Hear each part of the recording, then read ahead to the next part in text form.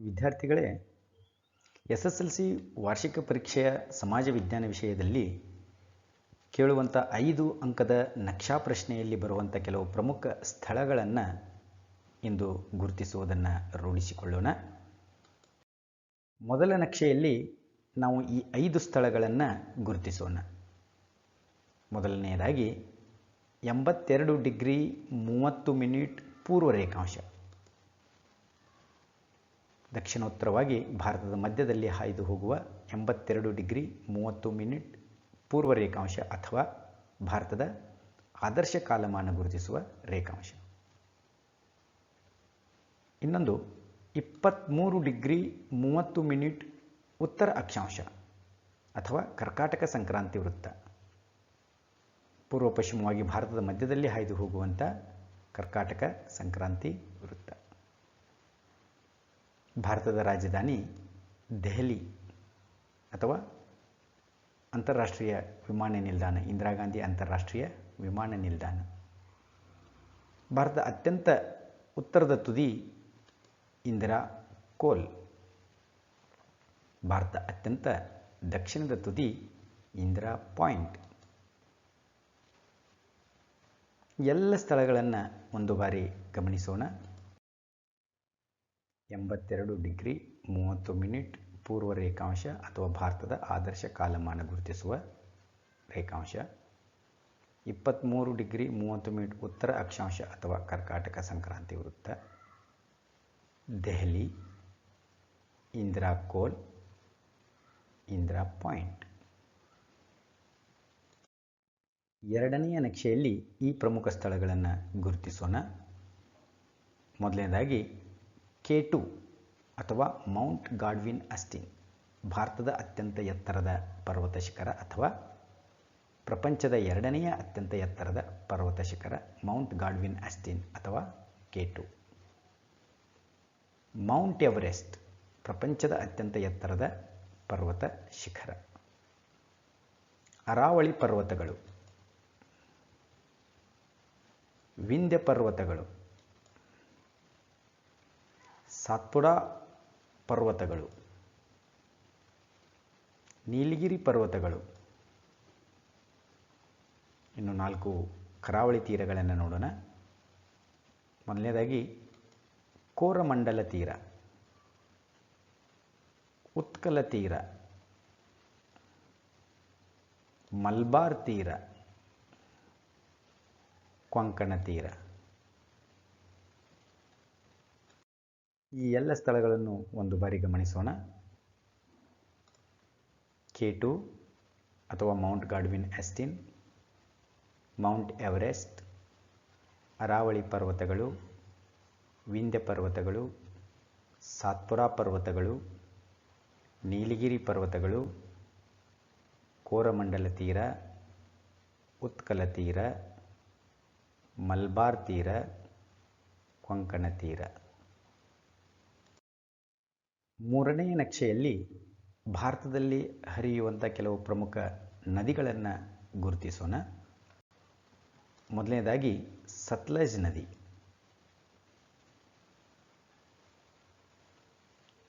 ಕೋಸಿ ನದಿ, ದಾಮೋದರ್ ನದಿ, ನರ್ಮದಾ ನದಿ,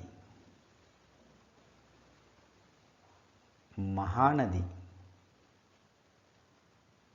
ಕೃಷ್ಣಾ ನದಿ, ತುಂಗಭದ್ರಾ ನದಿ.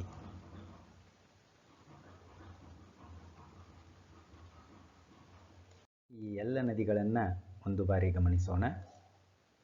ಸತ್ಲಜ್ ನದಿ, ಕೋಸಿ ನದಿ, ದಾಮೋದರ್ ನದಿ, ನರ್ಮದಾ ನದಿ, ಮಹಾನದಿ,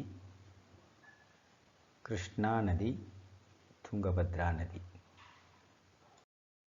ನಾಲ್ಕನೆಯ ನಕ್ಷೆಯಲ್ಲಿ ಆ ನದಿಗಳಿಗೆ ನಿರ್ಮಾಣ ಮಾಡಿರುವಂಥ ಪ್ರಮುಖ ನದಿ ಕಣಿವೆ ಯೋಜನೆಗಳ ಕುರಿತು ತಿಳಿಯೋಣ.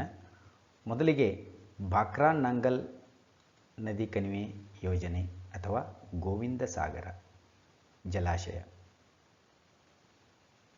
ಕೋಸಿ ನದಿ ಕಣಿವೆ ಯೋಜನೆ, ದಾಮೋದರ್ ನದಿ ಕಣಿವೆ ಯೋಜನೆ, ನರ್ಮದಾ ನದಿ ಕಣಿವೆ ಯೋಜನೆ, ಹೀರಾಕುಡ್ ನದಿ ಕಣಿವೆ ಯೋಜನೆ, ನಾಗಾರ್ಜುನ ಸಾಗರ ನದಿ ಕಣಿವೆ ಯೋಜನೆ, ಕೃಷ್ಣಾ ಮೇಲ್ದಂಡೆ ಯೋಜನೆ, ತುಂಗಭದ್ರಾ ನದಿ ಕಣಿವೆ ಯೋಜನೆ. ಇವೆಲ್ಲವುಗಳನ್ನು ಒಂದು ಬಾರಿ ಗಮನಿಸೋಣ. ಗೋವಿಂದ ಸಾಗರ ಅಥವಾ ಬಾಕ್ರಾನಾಂಗಲ್ ನದಿ ಕಣಿವೆ ಯೋಜನೆ, ಕೋಸಿ ನದಿ ಕಣಿವೆ ಯೋಜನೆ, ಭಾರತದ ಮೊದಲ ನದಿ ಕಣಿವೆ ಯೋಜನೆಯಾದಂಥ ದಾಮೋದರ್ ನದಿ ಕಣಿವೆ ಯೋಜನೆ, ನರ್ಮದಾ ನದಿ ಕಣಿವೆ ಯೋಜನೆ, ಹೀರಾಕುಡ್ ಯೋಜನೆ, ನಾಗಾರ್ಜುನ ಸಾಗರ ಯೋಜನೆ, ಕೃಷ್ಣಾ ಮೇಲ್ದಂಡೆ ಯೋಜನೆ, ತುಂಗಭದ್ರಾ ನದಿ ಕಣಿವೆ ಯೋಜನೆ ಅಥವಾ ಪಂಪಸಾಗರ ಜಲಾಶಯ. 5ನೆಯ ನಕ್ಷೆಯಲ್ಲಿ ಭಾರತದ ಪ್ರಮುಖ ಬಂದರುಗಳನ್ನು ಗುರುತಿಸೋಣ. ಮೊದಲನೇದಾಗಿ ಕಾಂಡ್ಲಾ ಬಂದರು, ಮುಂಬೈ, ನವಶೇವಾ, ಮರ್ಮಗೋವಾ, ನವಮಂಗಳೂರು, ಕೊಚ್ಚಿ, ತೂತುಕುಡಿ, ಚೆನ್ನೈ, ವಿಶಾಖಪಟ್ಟಣ, ಪಾರಾದೀಪ್, ಹಾಲ್ದಿಯಾ, ಕಲ್ಕತ್ತಾ. ಎಲ್ಲವನ್ನೂ ಒಂದು ಬಾರಿ ಗಮನಿಸೋಣ.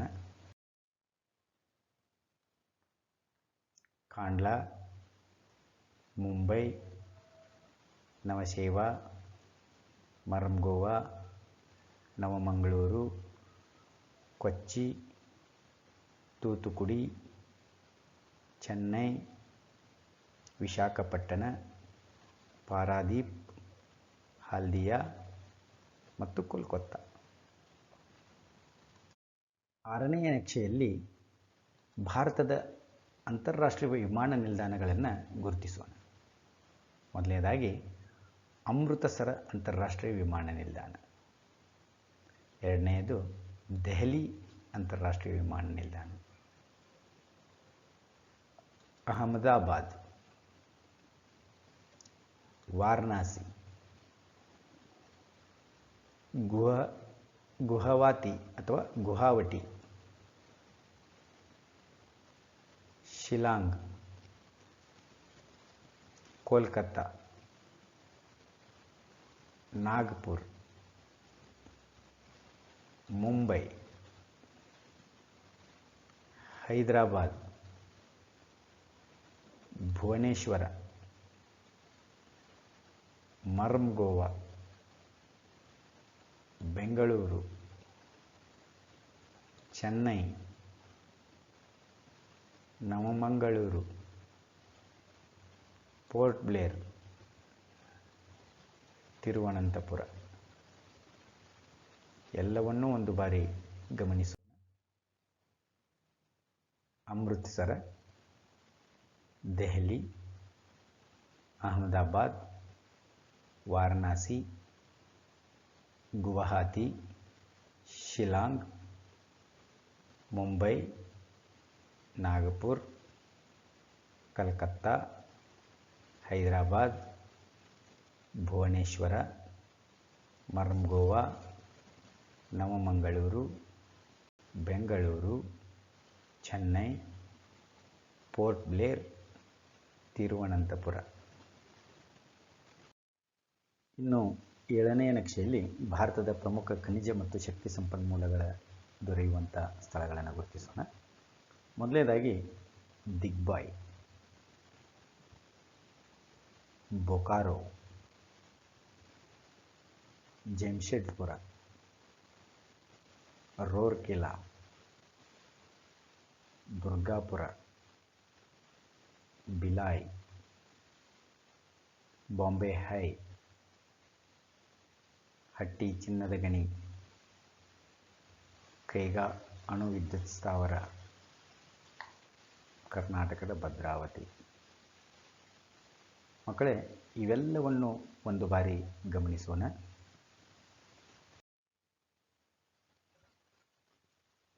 ದಿಗ್ಬಾಯ್, ಬೊಕಾರೋ, ದುರ್ಗಾಪುರ, ಜೆಮ್ಶೆಡ್ಪುರ, ರೂರ್ಕೆಲಾ, ಭಿಲಾಯ್, ಬಾಂಬೆ ಹೈ, ಹಟ್ಟಿ, ಕೈಗಾ, ಭದ್ರಾವತಿ. ಇನ್ನು ಕೊನೆಯದಾಗಿ 8ನೇ ನಕ್ಷೆಯಲ್ಲಿ ಭಾರತದ ಕೆಲವು ಪ್ರಮುಖ ಸ್ಥಳಗಳನ್ನು ಗುರುತಿಸೋಣ. ಮೊದಲನೇದಾಗಿ ಗಂಗಾನಗರ, ಭಾರತದಲ್ಲಿ ಅತ್ಯಂತ ಹೆಚ್ಚು ಉಷ್ಣಾಂಶ ದಾಖಲಾಗುವ ಸ್ಥಳ. ರೊಯ್ಲಿ, ಭಾರತದಲ್ಲಿ ಅತ್ಯಂತ ಕಡಿಮೆ ಮಳೆ ಬೀಳುವ ಪ್ರದೇಶ. ಸೂರತ್, ಲಾತೂರ್, ಕೊಯ್ನಾ, ದಾವಣಗೆರೆ, ಸೇಲಂ, ಕೊಯಮತ್ತೂರು, ಮನ್ನಾರ್ಖಾರಿ ಮತ್ತು ಪಾಕ್ ಜಲಸಂಧಿ. ಇವೆಲ್ಲವನ್ನು ಒಂದು ಬಾರಿ ಗಮನಿಸೋಣ. ಗಂಗಾನಗರ, ರೊಯ್ಲಿ, ಸೂರತ್, ಲಾತೂರ್, ಕೊಯ್ನಾ, ದಾವಣಗೆರೆ, ಸೇಲಂ, ಕೊಯಮತ್ತೂರು, ಪಾಕ್ ಜಲಸಂಧಿ ಮತ್ತು ಮನ್ನಾರ್ಖಾರಿ.